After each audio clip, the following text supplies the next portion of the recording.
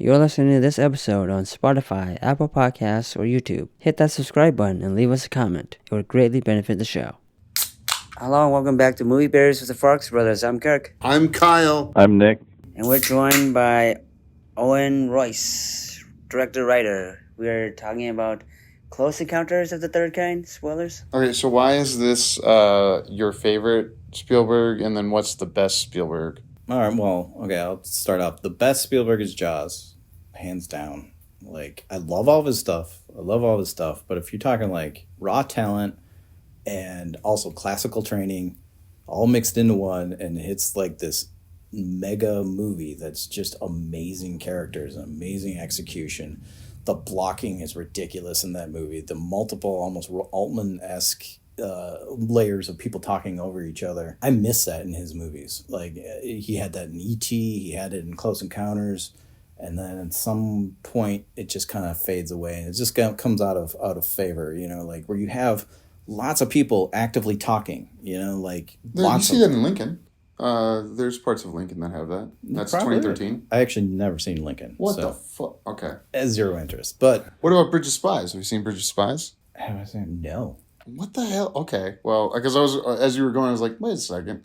He's done some of this and in movies that I like, and I revisit more saw regularly. the Fablemans one.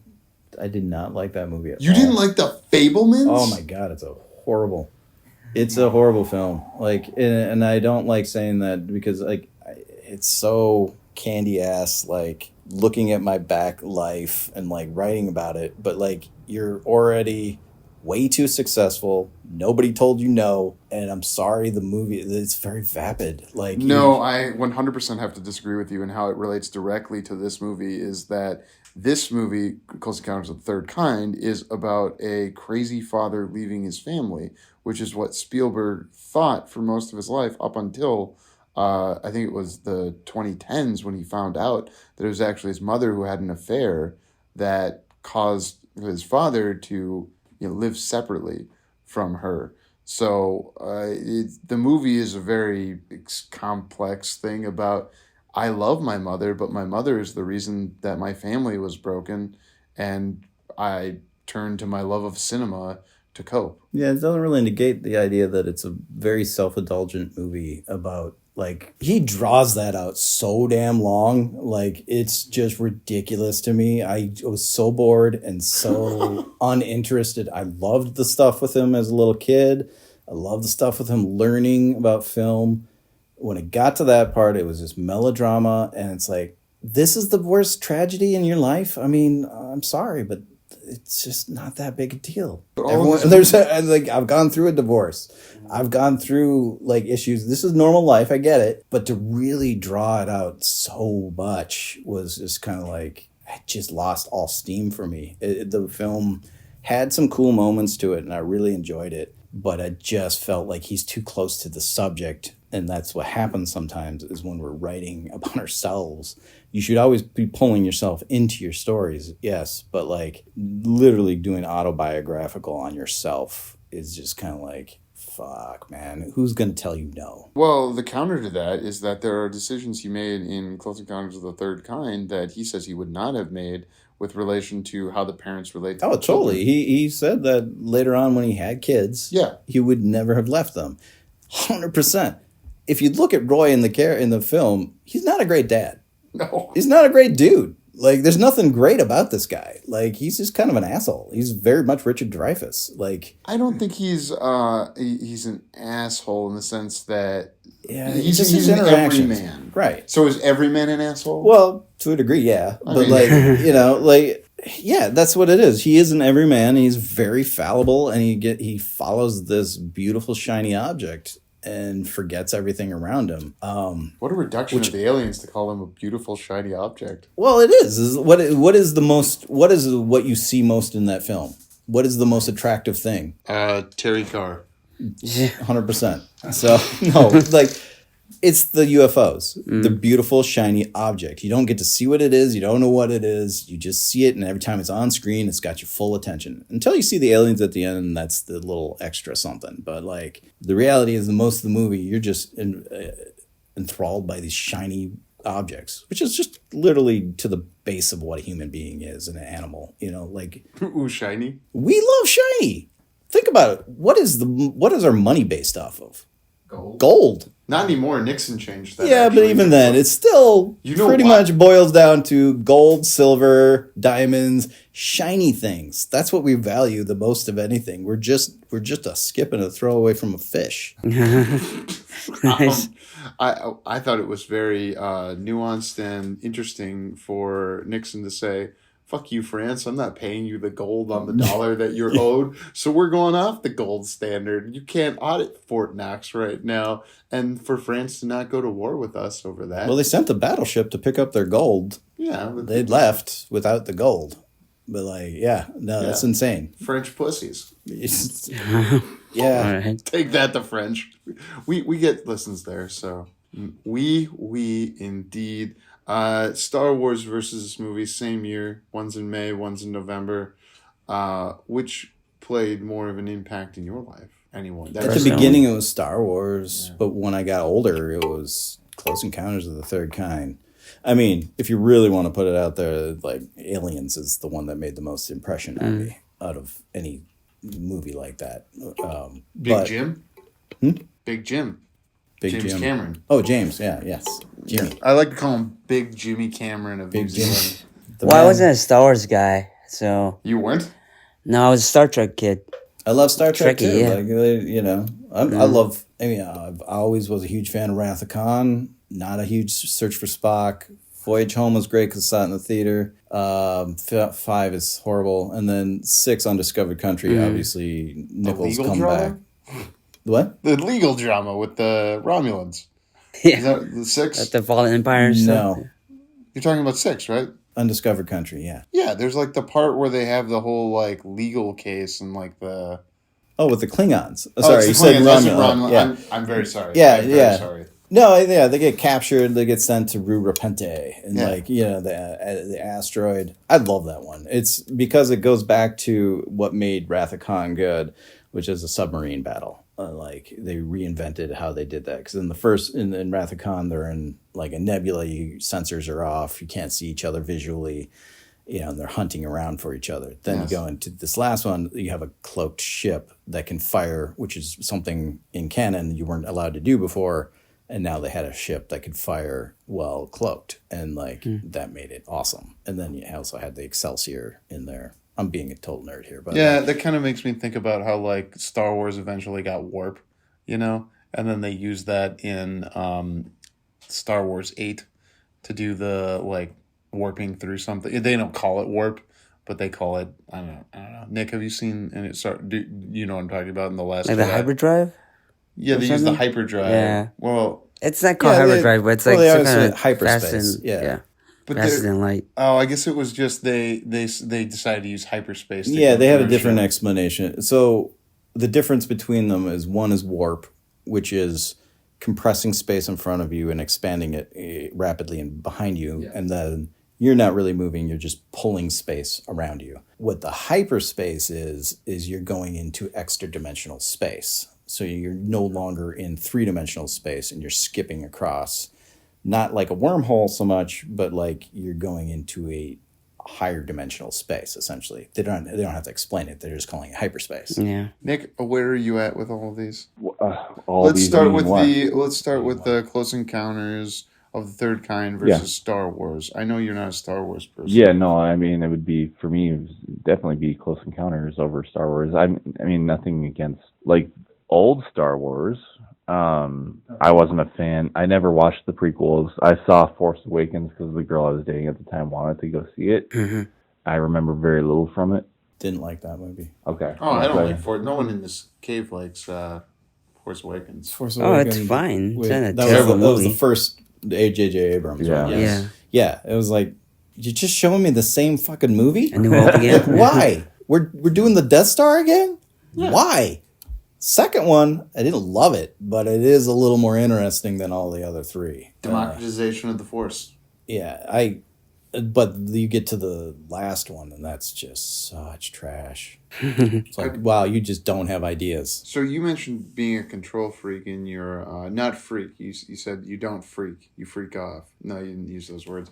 But Spielberg stopped working with his DP on this one because he didn't find the DP. I can't remember his name. Let's see. I've got it here. I come across him recently, but I don't remember. I don't remember either. It's Vilmo Zsigmond. Mm-hmm. Yeah. He didn't feel like he was able to creatively contribute to Spielberg's work, so he parted ways with him, which is odd because I've heard Spielberg say that he doesn't interfere with Janus as much. I can't. Kaminsky, is that his last name? Mm-hmm. Yeah. So you have, as someone who can shoot, Nick's also a cinematographer. Do you feel like this movie could be limited by Spielberg's inability to collaborate? You mean Close Encounters was yes, sir.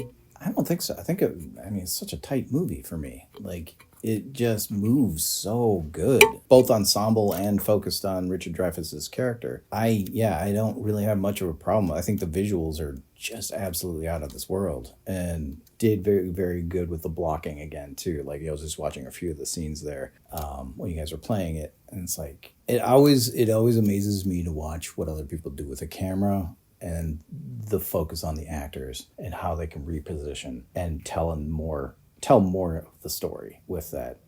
Because, like, I can do that and I do that, but sometimes my brain doesn't work the way that they do. And it just is like, how did you come up with that? And the reason why they come up with it is collaboration.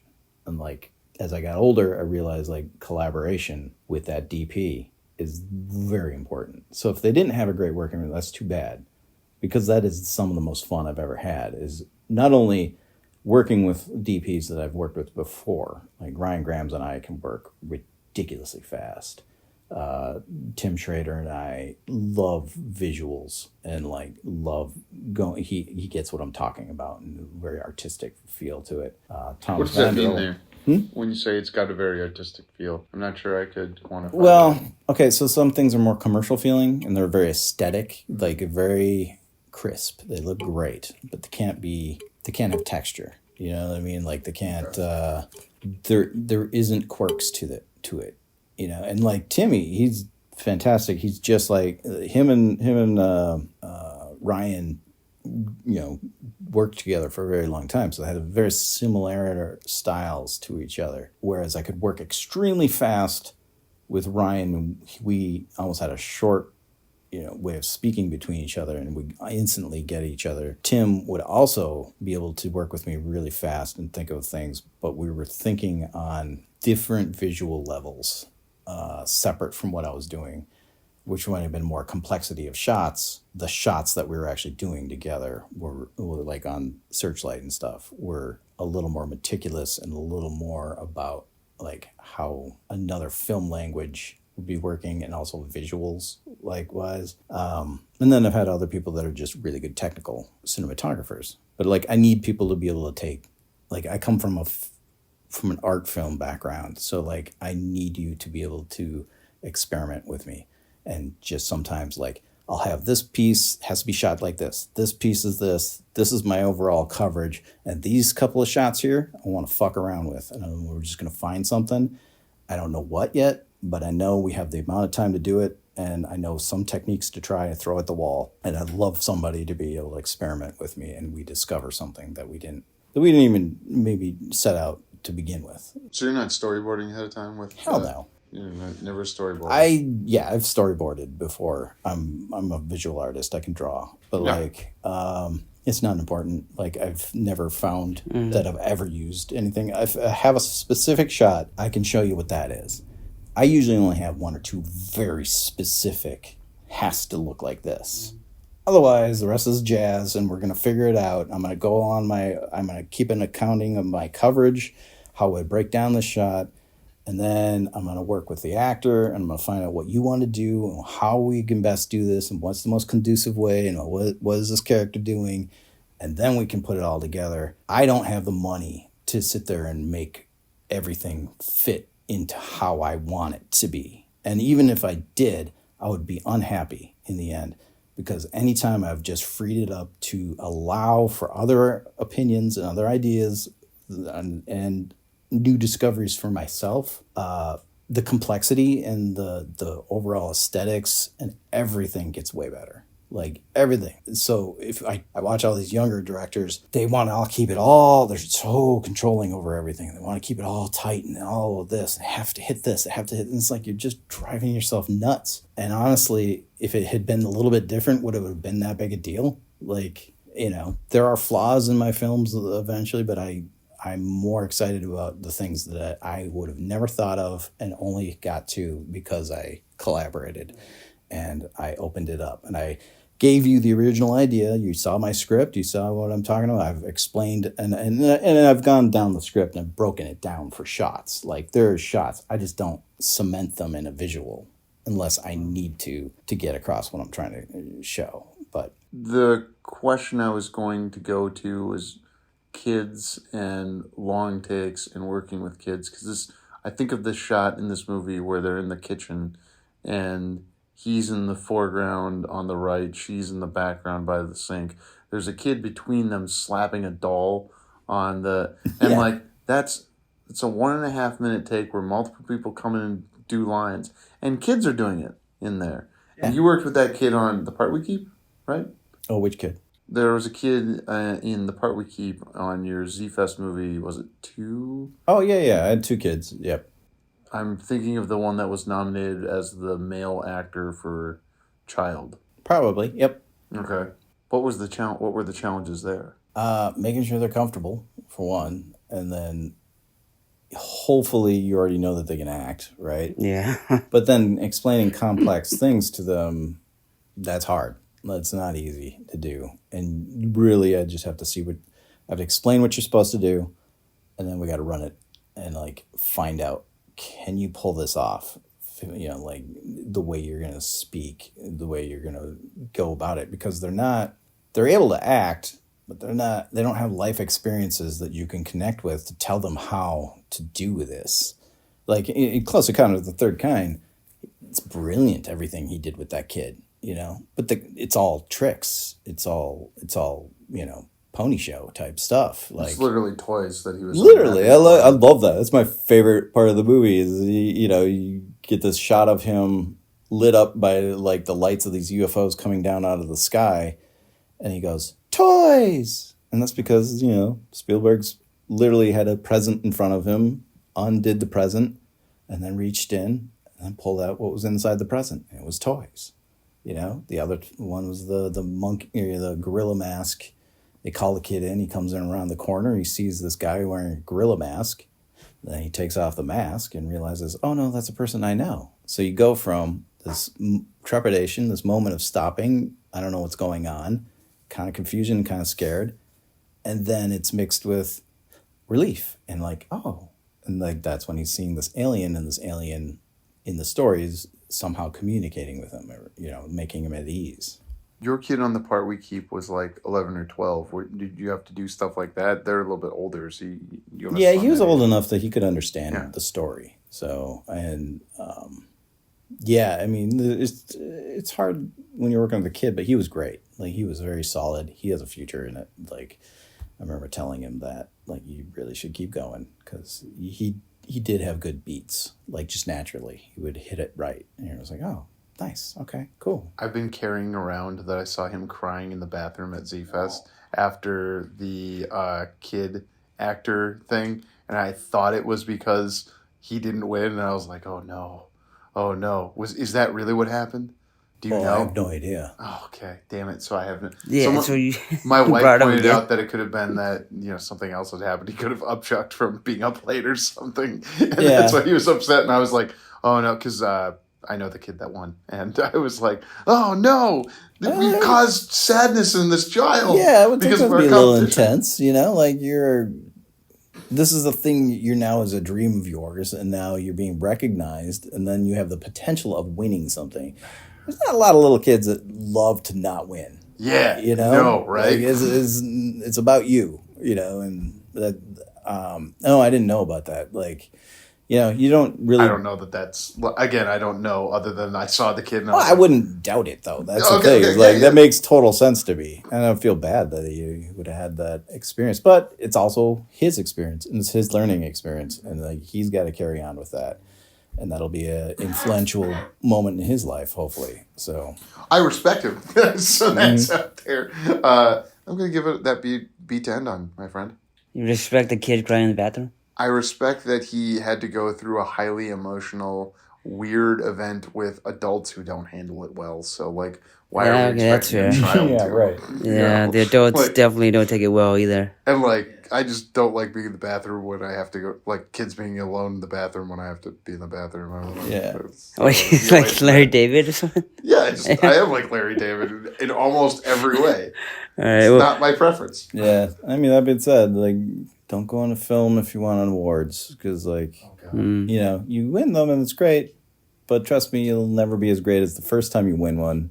And even then, you realize it doesn't matter. Like, this was the opinion of a couple of people that decided that you did good. And it's nice to be recognized, it is, but it's also like, did you like the film when you were done? Great. Hold that to it, and like that's your thing. They can't take that from you. Yeah, I think that's a great sentiment to end on. Catch us in our next segment where we interview Owen Royce. Bye-bye. To even get to just that point of which you are doing it, you are just a tiniest fraction of the amount of population that has ever done it. And then out of like 7 billion people, I wouldn't say there's more than 1 million people probably doing film, like I can't even think of that many directors, obviously. And even if it's independent, majority of it is just hobbyist or whatever. But by the fact that you actually do it is a cool experience. And I like the experience of it. I just get off on the whole idea of coming up with the idea. I love writing it. I love directing it. I love editing. Thank you for listening. For more JK Productions, find us on Instagram at JK Productions Team and on Facebook, JK Productions MN.